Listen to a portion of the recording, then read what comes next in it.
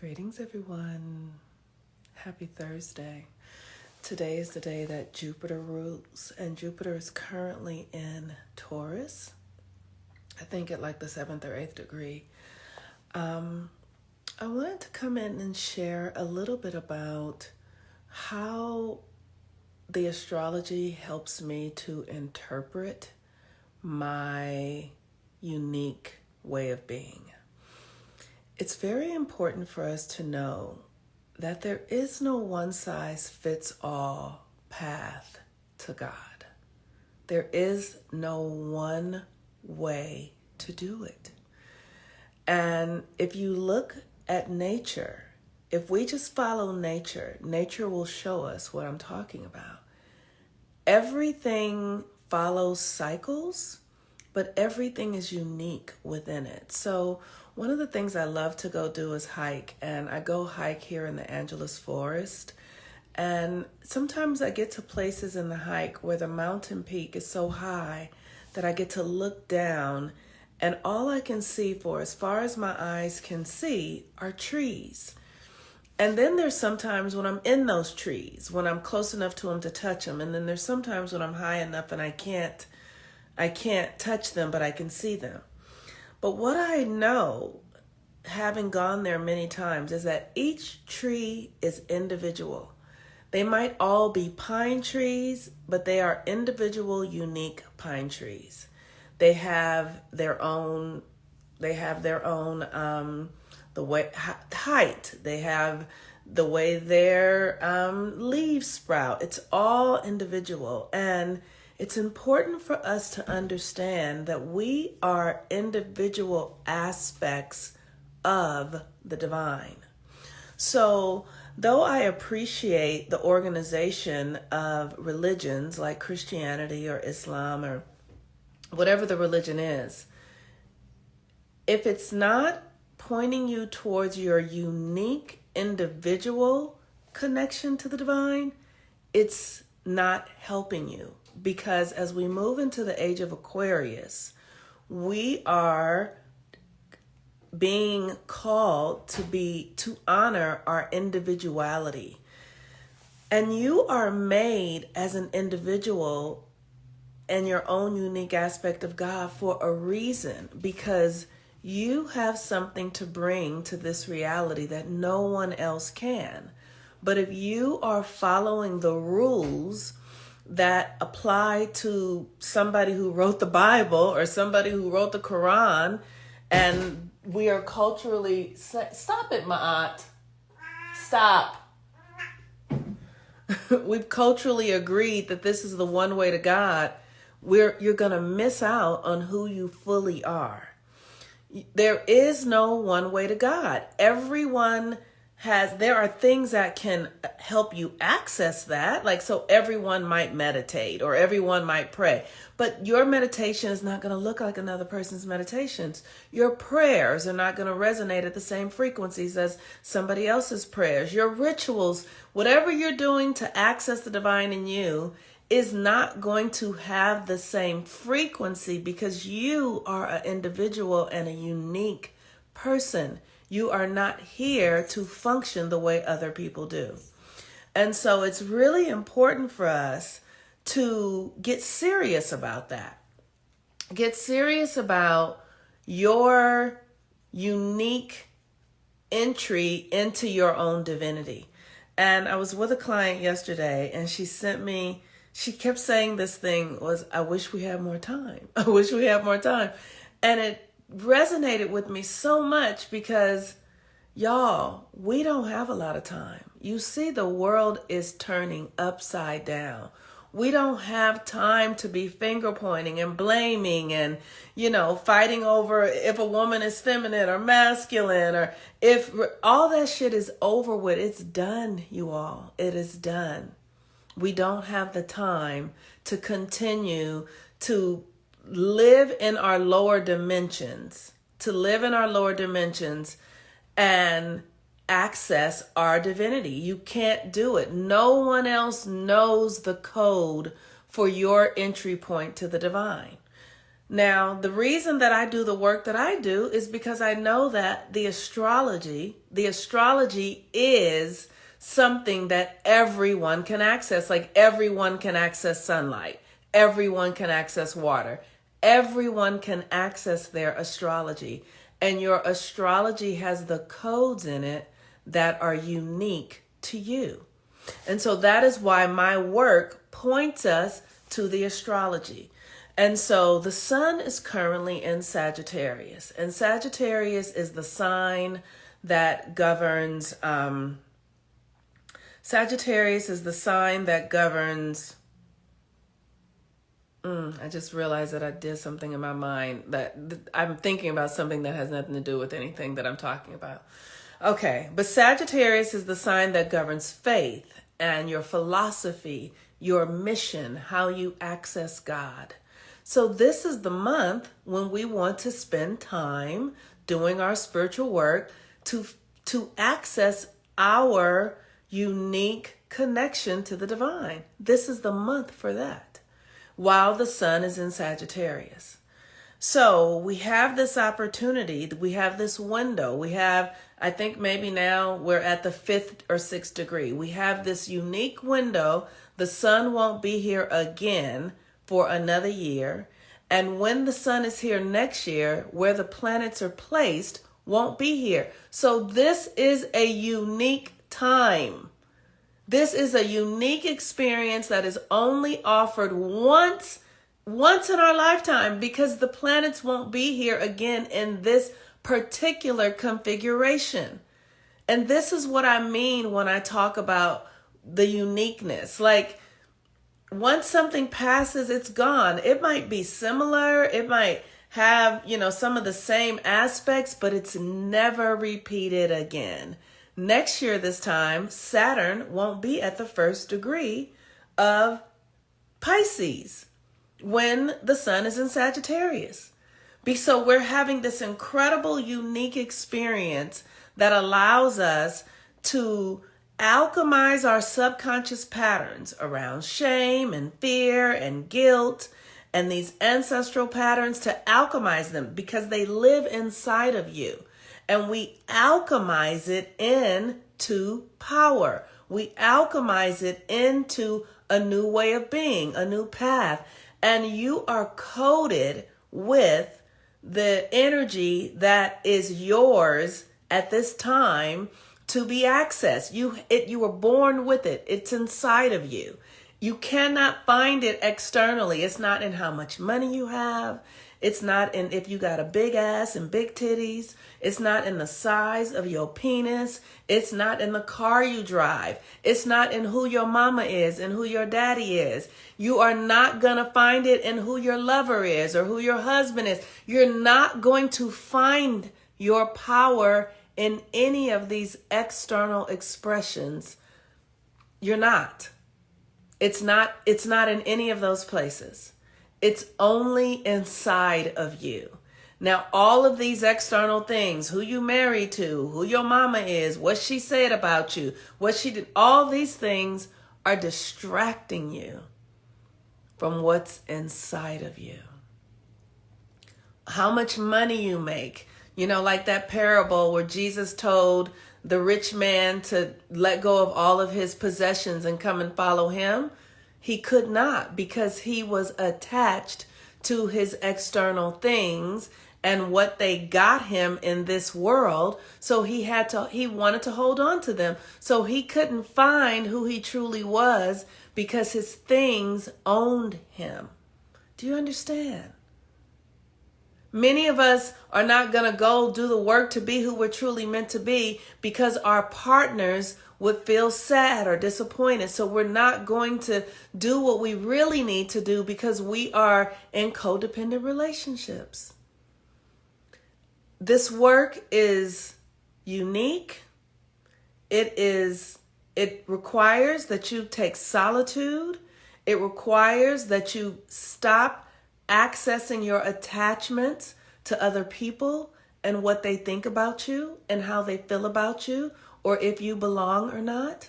This work is solitary.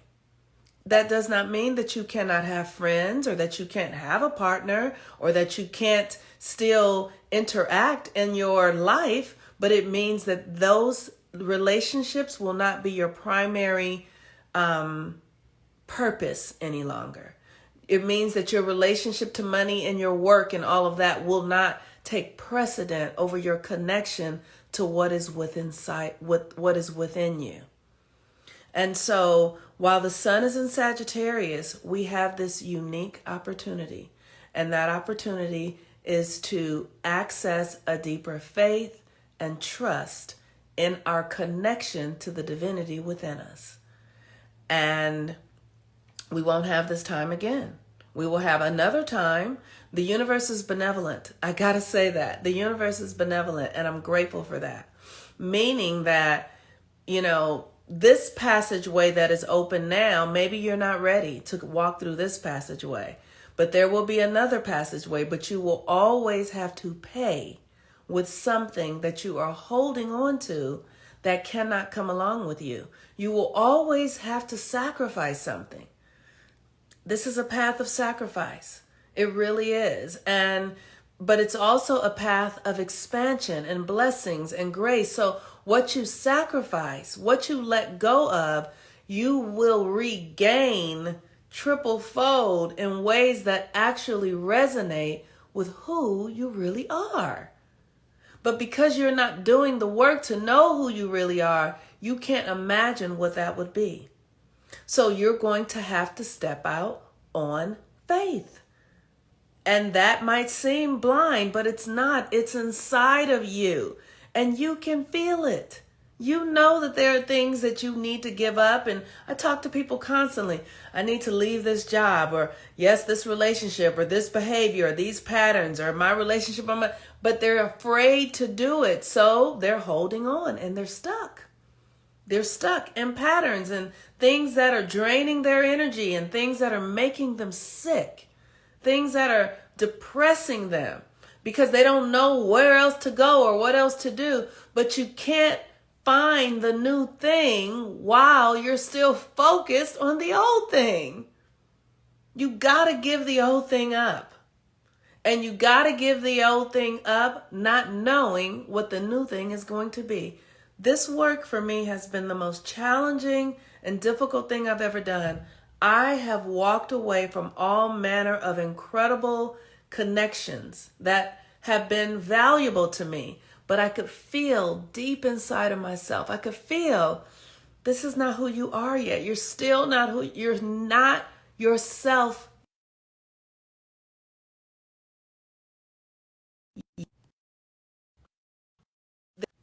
There is something within you that you are not accessing because you are not willing to give up what you think you have that doesn't even really fully fulfill you. I was just unconventionally blessed with solitude. A codependent partner broke up with me, and I've been focusing more on me. Blessings in disguise. Yes, yes. So I am here to, I'm a beacon of light. That's what I am. I am a beacon of light. I am someone who has done the work. I am doing the work. And I am here to share what I have learned about doing the work and about healing. And the thing that I know is that we don't have any more time. We don't have any more time. So, I don't like to come in and scare people because I don't think that there's anything to be afraid of. But let me tell you what scared me. This is what scared me. I did not want to be stuck in experiences with people where I couldn't really be myself. And I didn't know what being myself really meant because I had never been myself. That was the thing that scared me. It's like, I don't even know what I'm capable of. I don't even really know who I am. And I'm surrounded by people who don't know who they're capable of. And they don't know who they are. And if I don't give myself a chance to go discover what I am meant to be and how I'm meant to function, that scared me. That terrified me. And what I have learned is that the way I was functioning was wrong. I wasn't using my imagination appropriately, correctly. I wasn't breathing right. I wasn't thinking correctly. I wasn't using my energy in a way that it would really work and help me be who I'm meant to be. I was eating incorrectly. I was moving through the world with the wrong mindset. I did not know though. I didn't know. And until I started doing the research and learning and paying attention and asking questions, it started to come. And I started to realize, so now when I want something, I used to, because I was so out of my power, everything I needed, I would kind of worry about it first. I would be a little frantic and like, oh, what am I going to do about this? And what am I going to do about this? And it would just drain my energy. But now when I know that I'm going to be doing something, what do? I go sit down, I breathe. I see it in my imagination the way that I want it to happen, the way that I want to feel. I feel it in my body, the way I need to feel. And then I go about doing it. And it always unfolds exactly the way that I want it to happen. This past Thanksgiving, I was like, okay, I'm going to go be with my family. I hadn't been spending time with my family in probably 17 years, really, because of all the patterns. And I just sent love before we had the event, before we got together. I sent love. I understood how I wanted to show up. I didn't run any stories about who said what or how come they didn't or we ain't. I didn't run any stories about any of that. I just held my power. I held it and I moved into the day understanding who I was and how I wanted to present myself. And the day was beautiful. The day was beautiful. And so we have to begin to learn how we function, and then we have to practice it, because there were so many times that I would do that and I would panic, and then somebody would say something and I would react, and then it would turn into a catastrophe. But I've had to practice it and do the rituals and heal my ego and heal the parts of me that feel abandoned and neglected by my family, so that I don't have a charge around the stuff anymore, so that I'm not charged by it any longer. So somebody can say something and I just go, oh, that's interesting. Where in the past, my feelings would be hurt. I would be laying down in the bed with my stomach hurting or on the toilet. Like, I can't believe I've moved it. It's not there anymore. The wound is healed. The trigger is gone because I pressed it so much that I don't feel it any longer. I've done the workaround. I've said what I needed to say. I felt what I needed to feel, because I had to really understand that was a misalignment inside of me. That behavior was out of alignment. So I want to invite you guys to come to Follow the Sun and learn how to do this work, because it is beautiful work to do. It is beautiful work to do. And not only do you heal yourself, but you heal everyone around you. You do. Everybody, because all of a sudden you're not plugged in any longer. You don't care that somebody said such and such and such. It doesn't trigger you in the same ways. And so when the triggers go away, then the energy can be used in a new way. And so with the Sun and Sagittarius, I'm just watching my cats. They're stalking me. They're always stalking me. That's all set. You want to say hello? You want to come and say hi? Yes. Say hello. Hi, Boba. Hi, little girl. Oh, she's my angel. So when you do the work, and like the cats, for instance, I didn't have any cats. I never had pets at all because we were poor growing up. So I never got to have pets. And when COVID happened, I was like, I kept dreaming about a cat. I kept dreaming about a cat that looked like this. I kept dreaming about one. And I kept dreaming about the cat. So I was like, okay, I'm going to get a cat. But I was allergic to cats, right? So I couldn't just go get a cat. So then I did some work with a girlfriend of mine who said, people that are allergic to cats are afraid of their power. So I started doing the work around being afraid of my power, just doing the rituals and the practices and the body work, and got the cats. And when I got here, they like the allergies started, but then I just kept working with them and they totally went away. So I have learned from the cats how to relax, how to get into my body. I have learned how to be present to the unseen world. I have learned how to relax into my system and listen to my thoughts and be directed from inside of myself. The cats have taught me so much that I would have never learned without them. Sophronia said, I recall when you first got the cats, I wasn't sure it wouldn't last. Girl, let me tell you, every day I'm not sure if it's going to last. Every day. Every day I'd be like, is there a place where, because they literally are grown women in cats' bodies. And it has been a demanding practice, but I love being of service to them. So every day I'm like, maybe today's the day. I'm like, where can I? And then they come and they're like, no, like, cause they talk, you know what I mean? They really communicate with me. It's jokes, but it's really interesting. What if a family member is physically crossing a boundary, like touching your face? You say, please don't touch my face. I don't want you to put your hands on me. Thank you. You know what I mean? Like, and then you ask yourself, what in you is offended by it? You know, like, has this been going on since you were a little girl? Has this been going on since you were a child? Have people stepped over your boundaries since you were a child? Have you not had sovereignty over your body since you were a child? I have, and it keeps happening. Okay. So I would do a ritual around it. I would do a ritual around that because there's something in you that is inviting that it's not holding a strong enough boundary. Something in you is not holding a strong enough boundary. Or there's some karmic thing going on between you and this family member.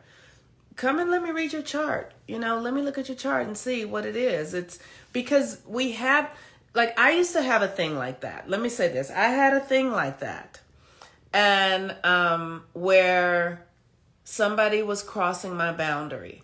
And I finally had to go inside of myself, and I saw in myself that I really, in a deep way, and I'm not saying that this is yours, but what I saw for me was that I really wanted their approval. In some subconscious way, I really wanted their approval. And because I wanted their approval, I was sending out a subconscious energy that gave them power in my life that they did not deserve. But I had to go see, where was that coming from within me? I was sourcing it within me. And so it was about that person, but it was really about me needing external approval, whether it be from them or somewhere else. I was looking deep inside of myself. I wasn't sure enough inside of myself so that I needed some external approval, so that I was giving my power away in some way. And that was how it was playing out. But it's because I understand my astrology. I understand where my energy collapses. I see that in myself. And so because I see that, I did the work to shore it up. And then I had some conversations. I had several conversations, you know, around questions like, why do you do this? Why do you need to do this? I asked them, why are you doing? And when I didn't just say, just stop. I got them to think about it. Why are you doing this? And because I thought about it and understood it, then I could ask from a deeper place. And then it resolved itself.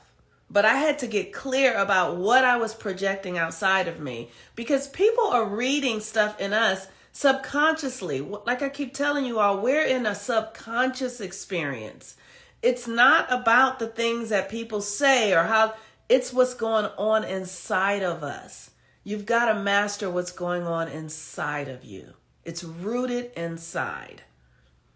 People are reacting to an energetic that is inside of us. And for those of us who are highly empathic, that are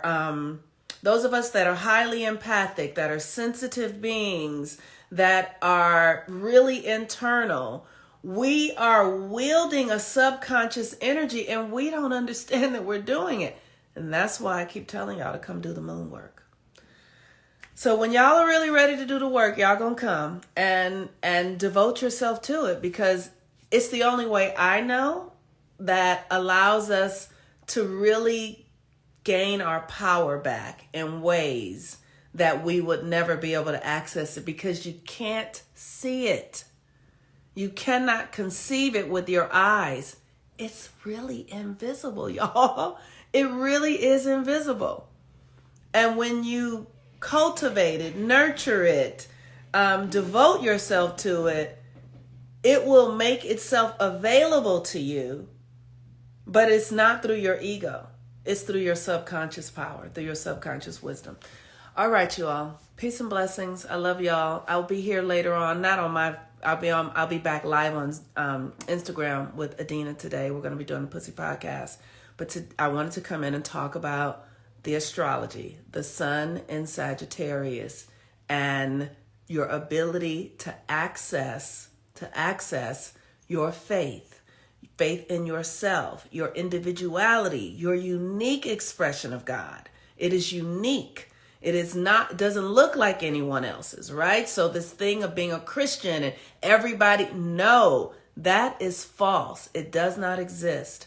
So all these people that are, saying this is a sin or that's evil and they are wasting their time. They are wasting their time, because everybody's access to the divine is unique and different.